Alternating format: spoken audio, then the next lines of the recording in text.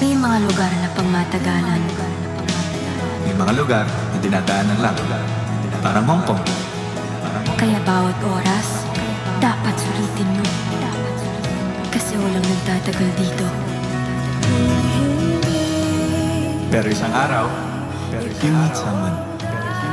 And for a while, time just stops. Welcome drink. Sino nagpapabigay?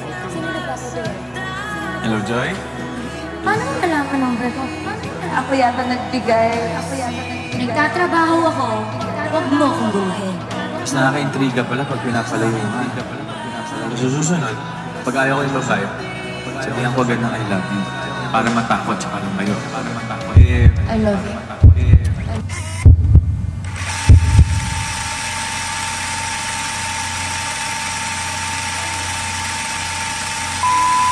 Hi everyone! Hello! Hi mabuhay! Magandang umaga sa lahat.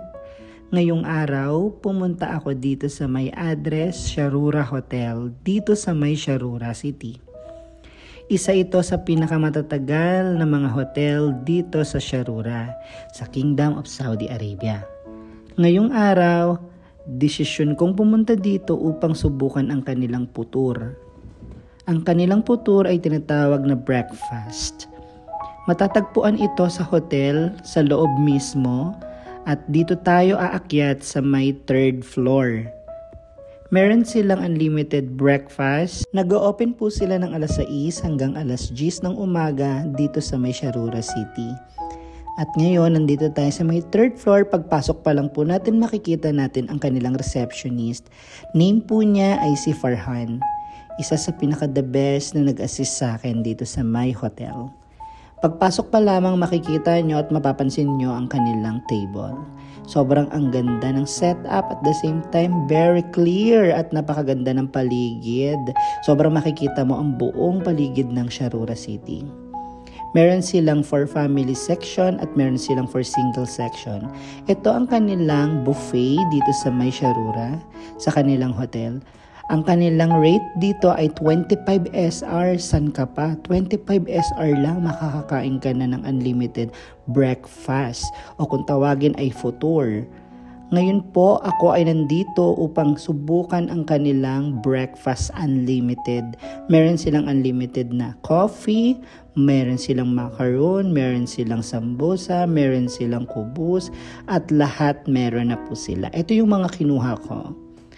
So far, nagtry tayo ng kanilang official na pang breakfast, yung egg with buttered kubus at the same time itong strawberry jam. Sobrang ang sarap ng combination yan. At sasabayan mo pa siya ng coffee. O, diba ang sarap? Sobrang nguyang-nguya, diba? Fresh na fresh. Pero walang tulog po yan. So, masarap din yung kanyang beans. I think ang tawag dito ay fasalia. Ayan na po ang ating pinaka-main na kakainin for today. Sobrang ang sarap kumain. At ako nga lang pala ang naandito mag-isa. I mean, ako lang ang mag-isang pumunta dito. But the same time, meron din sila ditong mga walk-in at meron din silang mga room guests na kumakain dito. Bale, 25 SR per head yung kanilang unlimited breakfast. Sabi nga sa pelikula, may mga lugar na pangmatagalan at may mga lugar na dinadaanan lang. Kaya dapat enjoy lang natin ang bawat oras, minuto at mga araw. So ayun lang, enjoy, God bless.